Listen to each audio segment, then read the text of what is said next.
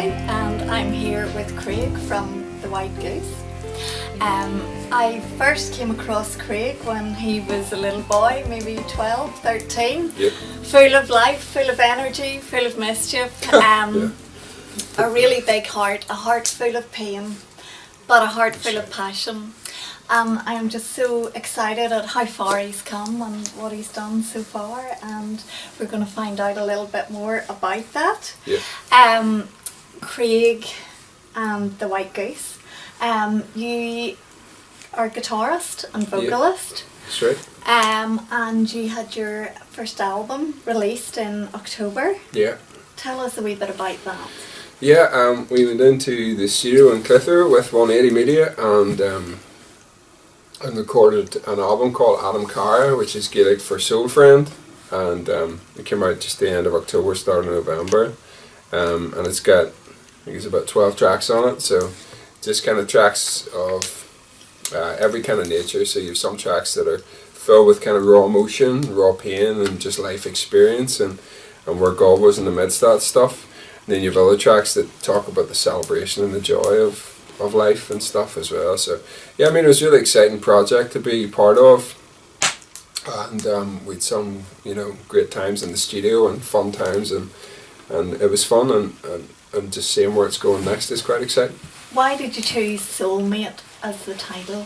I think because there's a lot of this notion in life about friendship. It talks about everybody wants to have friends and stuff, but I think personally there are very few people that you call close friends, and I think Jesus only had 12, really close friends, and I think a soul friend, a soulmate, is someone who's a close friend, and we wanted that to be the album name because actually, whether it sounds cheesy or not, God for us is a soul friend. He's someone who, he's that kind of person that whenever a tragedy strikes, you can run to him and know that he'll be there to wipe the tears. Whenever, a child is born, he's there to celebrate with you and wet the baby's head. He is the soul friend. That's why we chose that name. Yeah, there in the good times and yeah, absolutely, yeah. Tell me a wee bit about the cover of the album, because that was quite poignant. Yeah, the cover of the album is of a person standing looking up at this mountain. Yeah. And it's symbolic of each of our journeys in life, that as Christians sometimes we're expected that everything will be rosy when you become a Christian, or everything will be great, live your health, wealth and prosperity gospel type thing, God will give you fullness, when actually the reality is that Christianity is really about mountain bottoms, valleys and mountaintop experiences, and that never changes. If you're a new Christian, or if you're a Christian for 50 years, you're still going through the same mountaintop and mountain bottom experiences. And I think we really wanted to get across that the person at the bottom of the mountain is someone who's about to go on a journey. So we wanted this album to be about a journey and an experience of what Christianity and faith means through music, and that's kind of where we started with that. So I was reading a few of the reviews that were written about the album, and I noticed one of them commented that they are songs of hope in a seemingly hopeless world. Yeah, I mean, I think that the news portrays a lot of bad stuff, because I think there's a lot of bad stuff going on, but there's also a lot of good stuff happening. Do you know what I mean? And I think people are just looking at the news, and a lot of people feel really anxious about the future and anxious about their lives and their own financial positions and whatever else, and I don't think it's wrong to be anxious about that, because it is a scary time that we live in. But this music is trying to show you that through the scary times and through the anxious times, there will be a release, there will be a hope, there will be something to look forward to rather than to dread coming.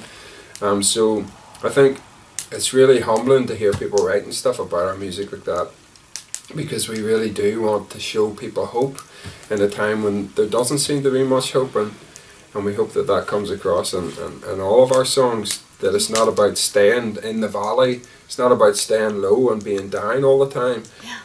Though some people really do feel like that, it's about coming through it. Yeah. And seeing the the other side. Yeah. So. I know one of the messages you were keen to get across too was that you can never outrun God's grace, and that no matter how far you feel you've strayed or how much you feel you've got it wrong, God is there for you. Yeah, I mean it's a humbling thing to think about, really. I don't think I'll ever get my head around, the grace of God. All of us have done things in life that we're not proud of. I certainly have. But to think that God doesn't even look at that, He doesn't look at the sin or the badness in your life or the wrongdoing. He just looks at you and sees a perfect human being who is, in an imperfect world. And I think our message is that it doesn't matter what you've done or how far you think you've fallen, you can't fall away from God. And a lot of people think that people fall away from God, but if you genuinely have an encounter with the risen Jesus, you'll never fall away from that. You can't meet Jesus and not be transformed. You just can't. And I think for us it's about trying to create that. I'm not saying that we're going to create a meeting between you and God or whatever else, but our music is sent to maybe give you a bit of what Jesus means to us. Mm-hmm.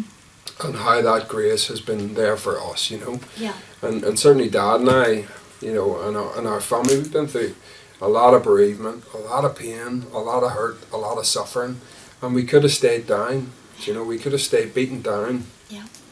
But we pushed through, and with God's grace, He brought us out the other end of it, and that's where we are, and that's what we hope the music also portrays, the grace and getting through the tough stuff. Yeah, that certainly comes across. Yeah. So there's been the excitement of putting the album together and getting it out there. Yeah. What's coming up next? Gigging, man. Yeah, I think for us it's getting the band in England sorted and just gigging across the UK flat out. We almost already have another album done, and whatever else, but we have to get this album out here for people to hear. So for us, it's just gigging and spending a lot of time on the road and stuff. And the label have been great with that. They've been really, getting us gigs and whatever else. But 2015 is going to be the year of gigging for us, So where can we expect to see you?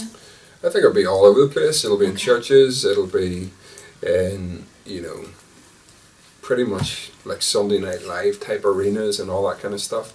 But also in, I think it's the end of February, we're going to have a big gig in Belfast at the New Life City Church for Tony Main.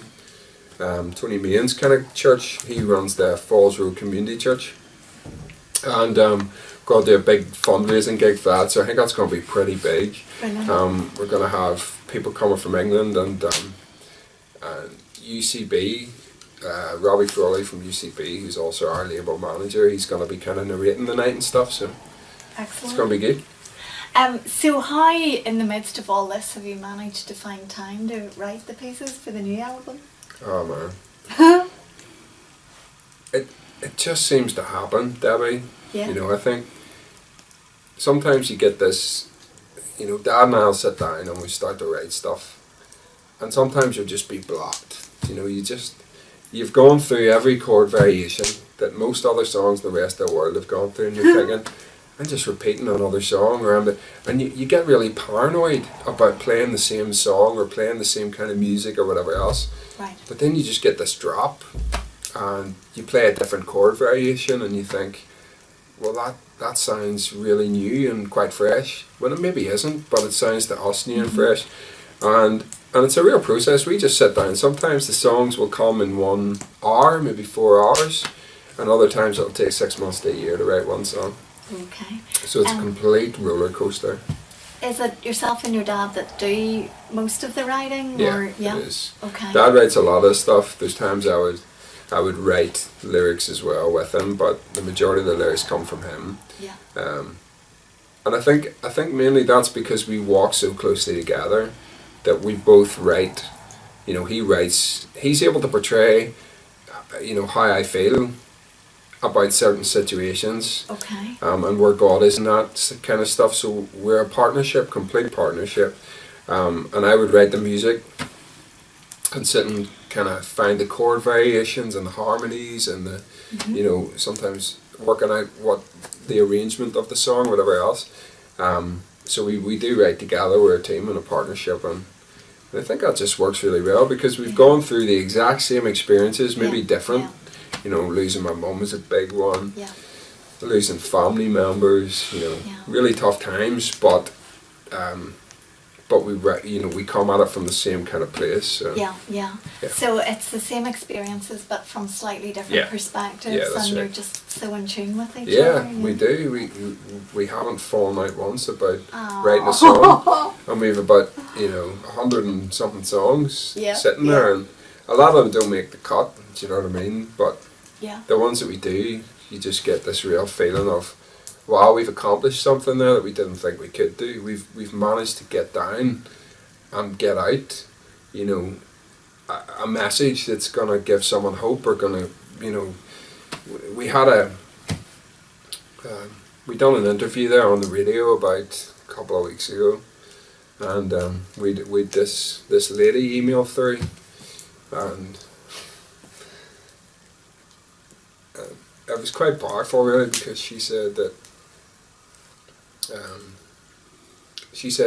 she'd listened to our interview and she was really thinking about suicide, and that she kind of stopped herself, you know what I mean, and she'd heard the story of me talking about mum, you know, taking her life and stuff, and then she stopped, and it was stuff like that just really, there's a couple of instances that's happened to us, and when you hear stories as powerful as that, it kind of crumbles you slightly, because you think, what a privileged position are we in to be able to do that kind of a thing, do you know what I mean, and people to be able to hear and find some hope. So yeah. And I mean, certainly you've changed the whole course of that person's life. Which is mental to think that you could do that. Yes. But music is so powerful. And yeah. all of us in some way or another are engaged in music at some level, you know, whether that be feeling the rhythm of a floor through someone who's deaf, you know, to someone, you know, everybody experiences music at some level, and it's just it's a universal language, and I think it's one of the only ways to be able to truly get how you feel out without almost having to sit down in a room and talk to someone about it, you know what I mean? To kind of portray your music in that kind of way, or your feelings in that way, I think is quite powerful. So where would you say most of the inspiration for your songs comes from?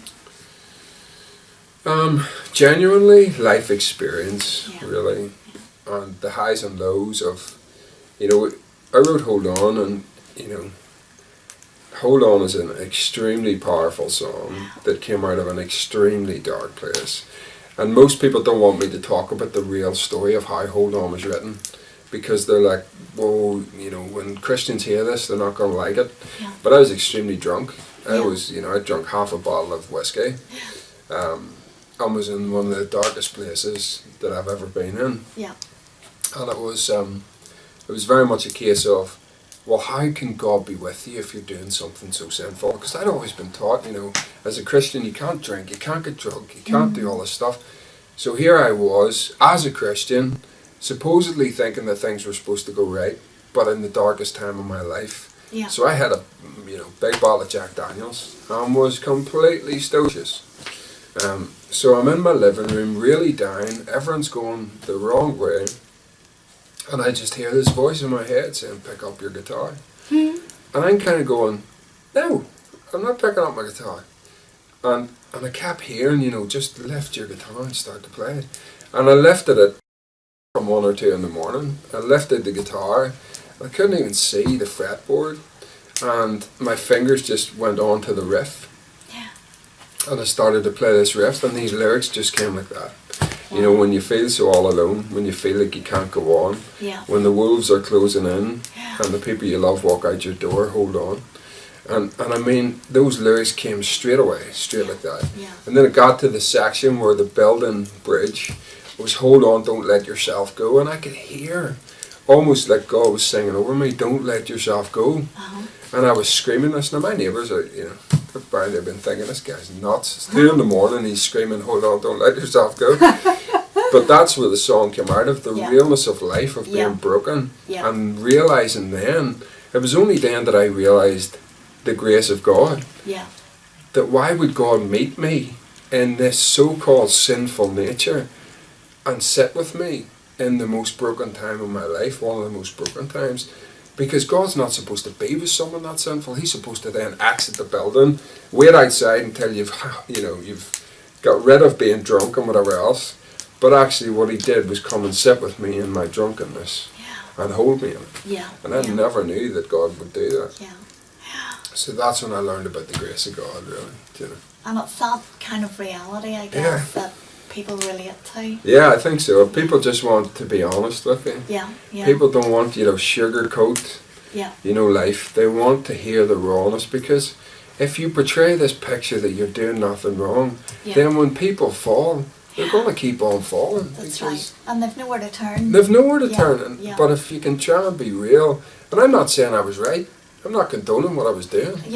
But I'm saying, in that moment of brokenness, why shouldn't I tell people the real story in order that people can see that when you do fall, it's okay too? Do you know what I mean? That doesn't mean that that's it for you. You're not a Christian anymore. The life is over. It's you pick yourself back up, you dust yourself off, and you keep on rocking. You know? That's amazing.